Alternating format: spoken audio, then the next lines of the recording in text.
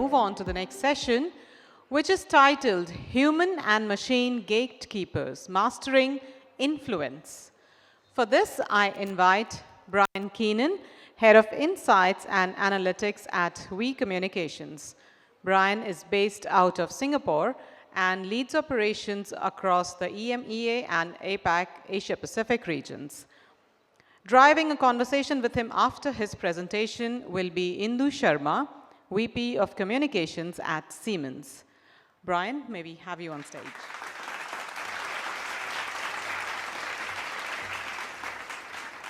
Thank you.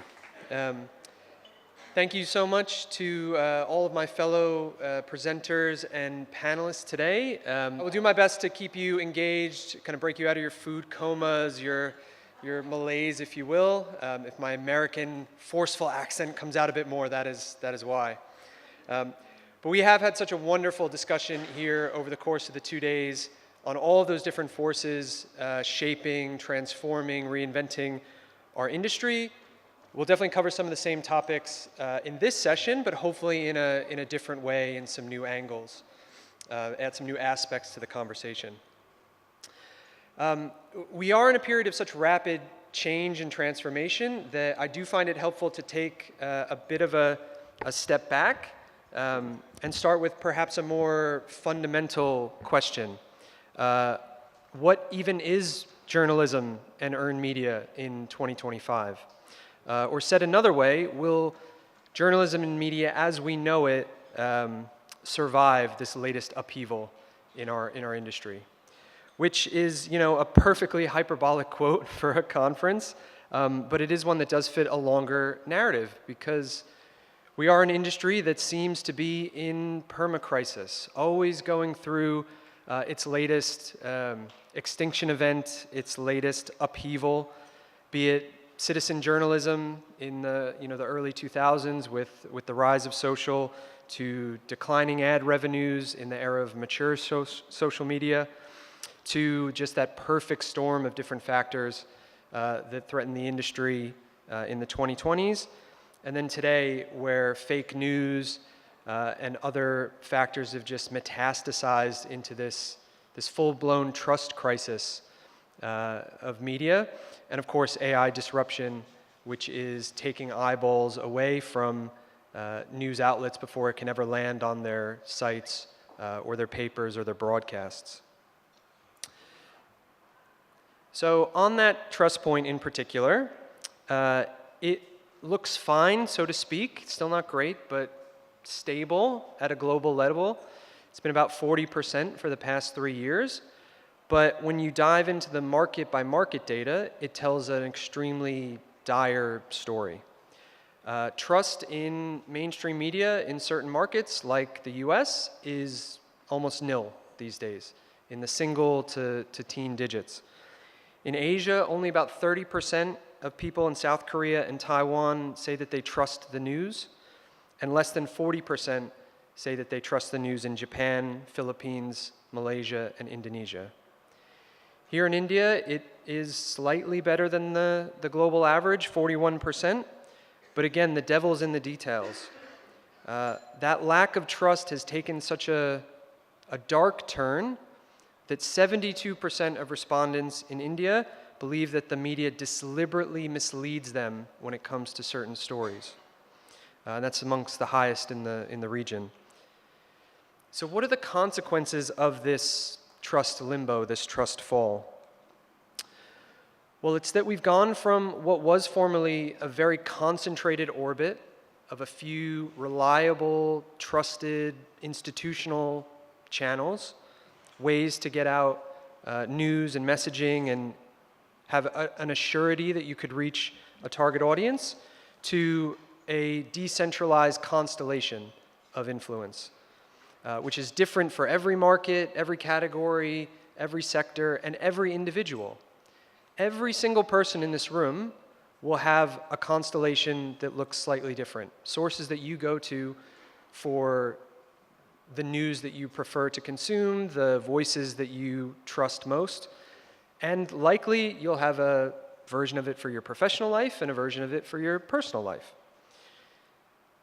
We know this to be true The trouble, or one of the troubling aspects, is that all of these different sources live along a spectrum.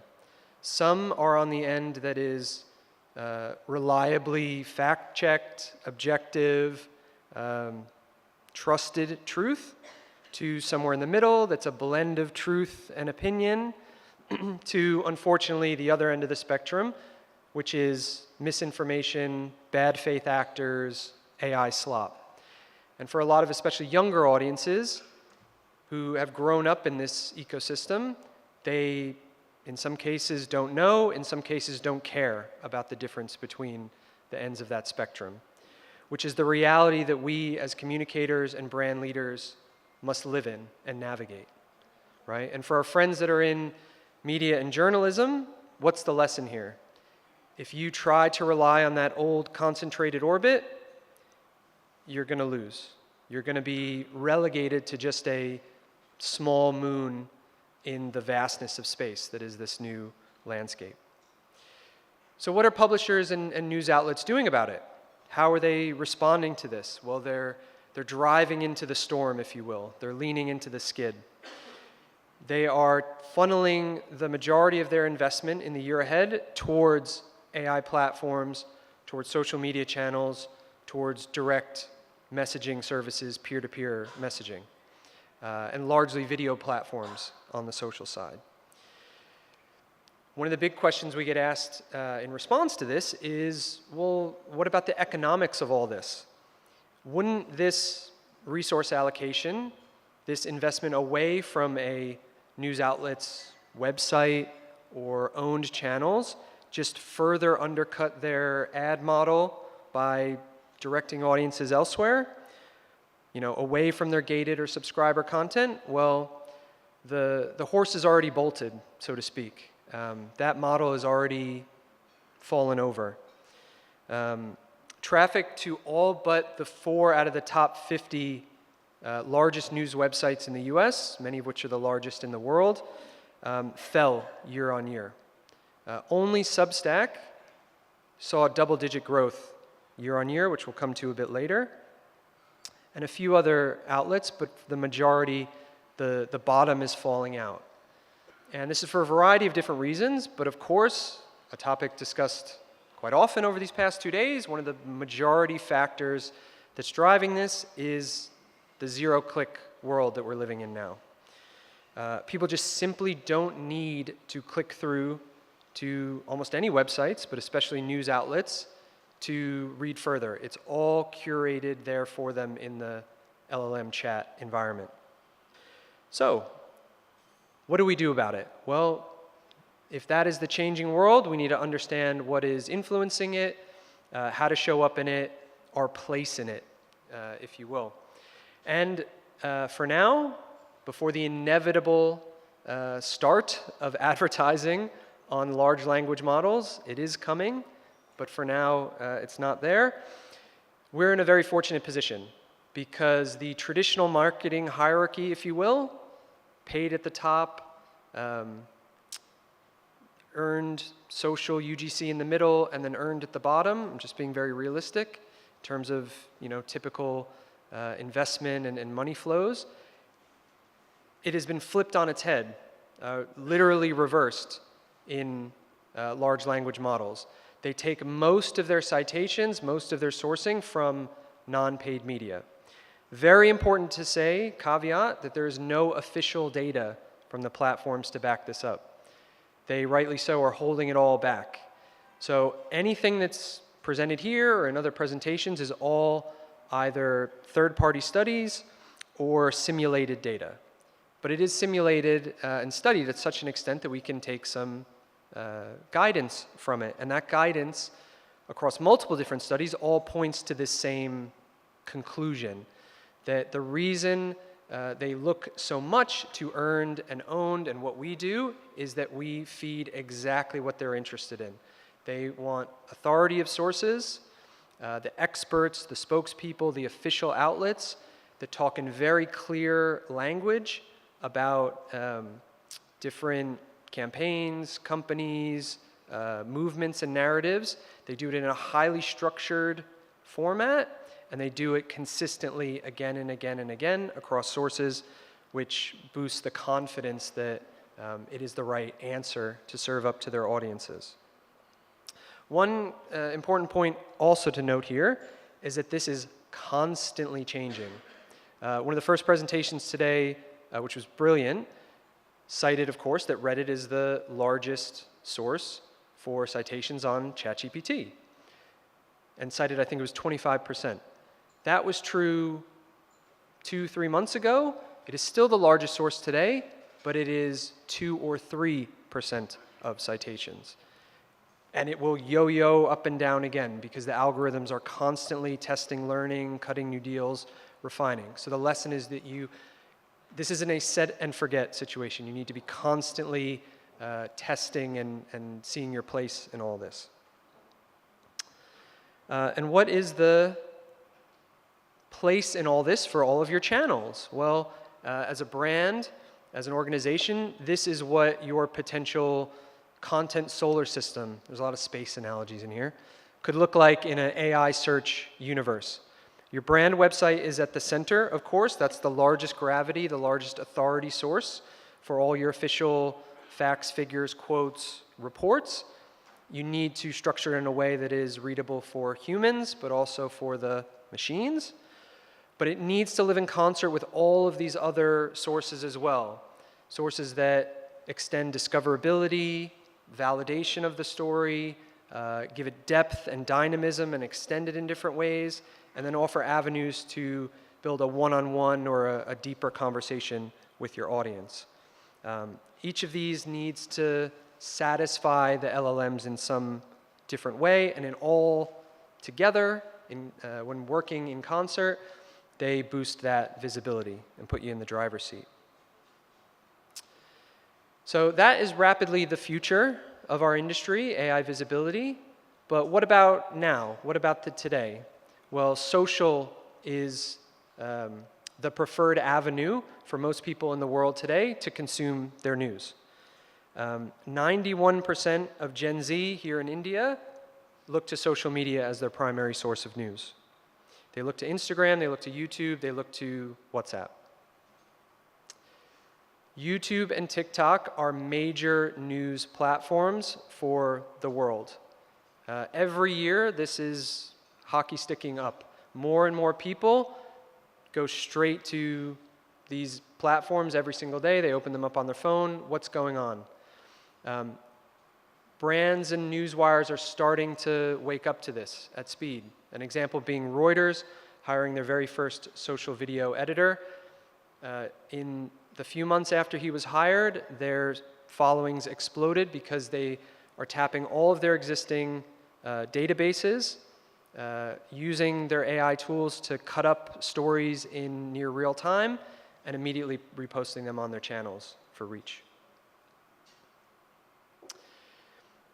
This trend has continued to such an extent that many legacy outlets now are essentially social first. We see this across Singapore, we see this across Australia, we see this across Japan. Multiple examples even here in India, be it NDTV World, Network 18, HT Media. Times of India has 265 million monthly followers across YouTube and Instagram, all because they're just pumping out shorts of the daily news stories. And it's not just the news outlets themselves, it is the journalists as well. They're not just writing stories and content packages and giving them to the platforms. They themselves are across multiple different social media channels, all putting out their own stories, their own perspectives on those stories, and having an ongoing dialogue with their followers. To such an extent that many journalists are now social media influencers or celebrities in their own right, with millions of followers across different channels. One key avenue that is driving this expansion of their individual profile is Substack. So we said earlier, Substack is the only news website that is growing. It's growing for a real reason. It's that post-pandemic, when a lot of journalists were either laid off or chose to leave, they flowed into Substack, Medium, these newsletter outlets. And it has turned the email inbox into the new front page. Every morning, people are looking to their inbox, opening it up. That's where they're getting their news. The subscriber and follower numbers are lower, but the engagement and the loyalty is much, much higher. And platforms like Substack enable them to have lots of different avenues to monetization and depth of engagement with those audiences. It is creating the rise of what we call journopreneurs, which are no longer journalists writing for a media outlet. They are the media outlet in their own right. And the outlet, quote unquote, is a whole diversity of different channels that come and go, that rise and fall, be it podcasts, newsletters, social media platforms, events, anything. They are increasingly something that you have to build into your engagement plans. What is legacy media doing in response to all this? Well, again, they're leaning into the skid, if you will, the trend that may be their savior or may be their downfall. So they're using AI wholesale across news research, production, creation, and distribution. For example, Times of India using their entire enormous image library and Mid-Journey to have relevant images for nearly any story. And many are going to the extent of launching AI avatars to reach audiences, again, in different languages, different niches, different subsets. I've presented this 3 years running, this trend, just as a bit of an aside. The first year was laughs, too sci-fi, never happened. The second was, oh yeah, I've seen that. This year, I really encourage you, this is a real thing. It's hitting scale. 55% of respondents in India say that they are open to following AI avatars. And that is much higher even for younger audiences as well. But the last thing, of course, with the rise of AI content and voices, there is a risk for misinformation and hallucination. So media are also doing their part to fight this as well, with fact-checking, with real boots on the ground to try to get to the truth of things. So in summary, 3 key takeaways that we'll explore further in our Q&A. You can no longer make any assumptions on your audience's preferences, where they are, who they follow, the sources that they trust. You have to start over from scratch to reassess it and reassess it constantly. And a big piece of that, of course, is getting ahead of AI visibility. Reassess your content ecosystem to see if it is truly set up for the AI world, and if not, take significant stock of how you can reinvent that. And then, in a tactical sense, for all of these journalpreneurs, these new outlets, really figure out the best way they like to receive content. It's probably not the same as legacy outlets. You need to understand what they want and what they're serving to their audiences and respond accordingly. Thank you.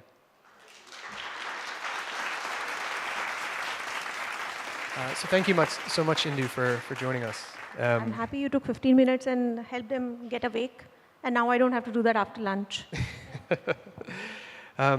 We discussed a lot in that presentation. Really had to race through to cover all the significant forces that are shaping our industry. We talked about constellation of influence, social first news, AI search, misinformation. So a 2-part question for you. One, which of all the things we discussed excites you the most and why? And then which are you most wary or cautious about and why? Thank you for that one. I am quite excited about the constellation of influence. And why I say so, because it increases the ambit of the work that we are doing. And the C-suite is taking a notice of this shift that is really happening in the different places wherein you can create influence or wherein their organization is getting influenced. You get more budget now. You can have a conversation with the CEO saying, I want to do these 5 different things because they matter, because that's where your organization is having their first brush with a lot of people who want to know about you. So that is very interesting. And when I looked at your pieces also that you had put out in the constellation, I would say that today the PISO model is on. A lot of own content is getting a lot of preference. I personally feel that today a brand is taking its own newsletters, its own website, executive profiling. We are getting so many new corporate heroes, so to say, which we did not have like 5 years ago. But today there are so many CEOs that people want to follow because of what they are saying out over there. So all of that is getting a lot of seriousness, and it's part of the strategy, which was not the case earlier. So I guess since it is keeping us on the edge, it is exciting, the C-suite. You're getting by higher budgets. It is interesting. That is something I would look out for, and if it grows up, I guess it helps all of us as well. And when it is about what maybe scares me or I'll be conscious of, I would say is misinformation. Like it's a typical old saying, it's very easy to create something for the first time, but it's very difficult when you have to correct it. So misinformation is pretty damaging for any brand, and especially depending on what it is all about. If it's a deep fake wherein your, some of your things are put out over there, then it might not be so damaging. But for organizations, so I represent Siemens, which has been in the country for over 160 years. It's a respected brand, and tomorrow something comes in and which says, oh my God, they are today moving away from technology. They're going to become an FMCG brand. Very capable of, coming out something like that.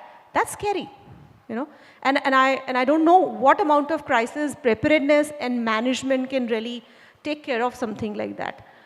What it is pushing us to do is, listening has become extremely crucial.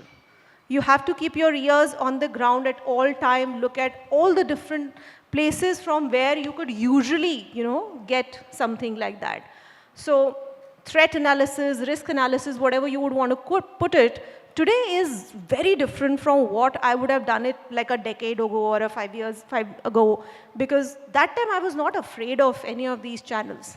I would only bother about, an activist sitting somewhere and talking about like how, a couple of brands are facing about sugar in the products, or, how agri-farming is not so good for a brand or whatever. But today, everybody is an activist and possibly can pull you down if something like that happens. So it's two sides of the coins, right? What is exciting is also putting you in damaging position. So I would say for me, both of those really matter. Fantastic. That listening piece is so key, and keeping your ear to the ground. And it's becoming more and more essential, because many of the charts and graphs that we covered in the presentation are annualized or year-on-year data. But the reality is the change is happening so much more fast than an annualized basis. Even when I wrote the majority of that presentation a few weeks ago, I had to rewrite my script last night because so much had changed even in that period.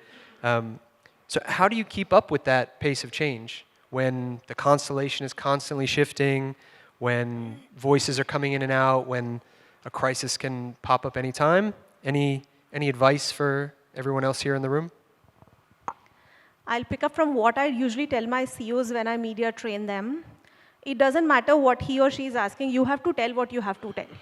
So it's more important you know what you are there for rather than what is a narrative that somebody is trying to create. So the first question we should probably ask ourselves is that, are you driving the narrative, or are you getting driven by the narrative? Because the narratives exist. And nobody is debating that. And today narratives are making brands or breaking brands. And that's scary. But that's also helping a lot of startup and mid-level brands who don't really have that kind of a scale, but are able to reach everybody simply because of the kind of purpose narrative that they have. They're able to touch and connect with Gen Zs. They're able to connect with millennials. It's a different kind of brand love and bond that somebody is able to create because of that. So it's about, like they say, just like life, right? There is no one-size-fits-all and one model that can work for everybody. I represent a B2B organization wherein I mean, honestly, when I was looking at your presentation, we do not have too many influencers really who understand technology and write about it. So when I'm creating a list of 5 people I would want to invite to my event and who can really understand industrial automation and electrification X and grid security and all of that, I don't have a handful of people really who can go into that kind of a depth. So you have to be very sure of what is that you want to drive, what is your plan, your process has become even more important today, and don't dive into everything. I was here for one of the panels yesterday and I heard somebody say, and I really liked it, was that if you're responding to everything, you're not responding to anything. So, that's not a great way to operate. You have to really know what you're saying. So, I mean, typically how we used to create that message house for communication until few years back, one, hut, top, and then there are these 3 pillars I would talk about. I guess it's high time we hold on to those pillars and live them, speak them, and create that one user or reader experience from the brand so all the channels speak the similar language. Agreed. You mentioned earlier that the kind of new voices, we call them journalpreneurs, but it could be podcasters or social media stars or folks writing on Substack, whatever it is. You didn't have too many that really were the in-depth technical side that understood your business. Are you seeing any others, though, that are starting to creep into your media and engagement approach? Any new voices in perhaps different categories or on different channels that are getting across your radar more and more? Yes. See, for most of the MNCs, we all operate at 2 levels. One is at the corporate level, wherein you are putting out the story of what your brand stands for and what it means and what's the purpose that you are behind. And the second is your product or solutions that you are standing in. So I would say in technology, second category faces a deficit. But the first one, you see a lot of them coming up and giving you different kind of platforms. So I could talk on a podcast what I could not talk on the front page of an Economic Times. I'm able to have a lot more interesting conversations with the journalists. We recently have something with CNBC wherein Lata, who's a very respected journalist, speaks to the corporates, Lata with leaders. And that's amazing, the kind of conversation, the kind of questions. I wouldn't imagine any executive editor sitting next to your CEO and asking the same kind of things. So the newer channels are also allowing you to say your story in a different manner, bring out the brand in a different perspective, maybe somewhere even balance out the corporate view and the societal or the softer aspects of the brand as well. And C-suite is taking a note. They are agreeing to it, which was not the case when podcasts started happening a few years ago. It was not something that first thing you would recommend. But today, if my global CEO is coming and if I'm recommending that I want to have a podcast with him, it doesn't raise an eyebrow. So people are making a note of the newer channels, and some of them are interesting for sure.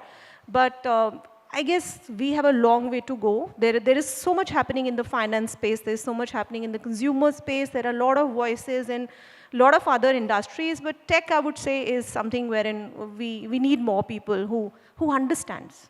But at the same time, there are some regional influencers who are gaining a lot of ground. And you have their stories coming out in different languages. So that's also an interesting view. You wouldn't have assumed, somebody talking about machine building like 5 years ago and who could understand, your business and who could talk to, because there is a huge pie of SMEs and mid-level brands that we speak to. So it's amazing to see how this is all growing. And as a brand, you have to be relevant to everybody. I just want to go a bit deeper on that. One aspect that we didn't talk about today in the ecosystem, the constellation, is the employee side. It came up in some of the Q&A earlier. Are you seeing that factor into your constellation of influence, giving maybe a bit more stage time, a bit more voice, a bit more push for employees to be advocates of the brand? Absolutely. In all my few last assignments, all the brands are understanding that your influence starts at home.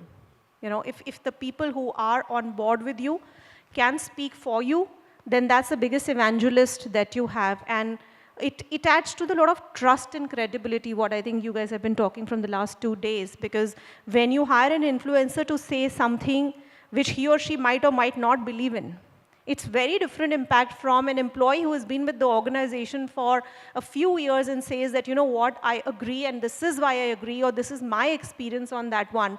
So it's definitely something that every brand is taking a note of and want to really become better and better. And I see that everywhere there are these evangelist programs which the brands would love to have, and they would want more and more people to communicate, and not just internal. So there was a time when you would put out internal events only on Viva, Engage, and be very happy about it. But today people want that voice to go out on LinkedIn, and it helps in being seen as an employer of choice, because you can't put 20,000 videos of your company, different parts of your office and stuff like that, something that Google mastered over years. But not everybody can do that, but you can definitely have different employees from different parts of the organization bring in the different finer aspects about how they're feeling inside. So that's, I think, very important. So last question, and I think we can potentially open it up for some Q&A if we still have time. Again, we talked about an enormous breadth of things. It might, in totality, all be a bit overwhelming for folks here in the room, especially where do you start? Can I action all of this, or is there something I should really focus on? Do you have a point of view on that question? If out of everything we talked about, what's the one mandatory that people need to focus on in the year ahead?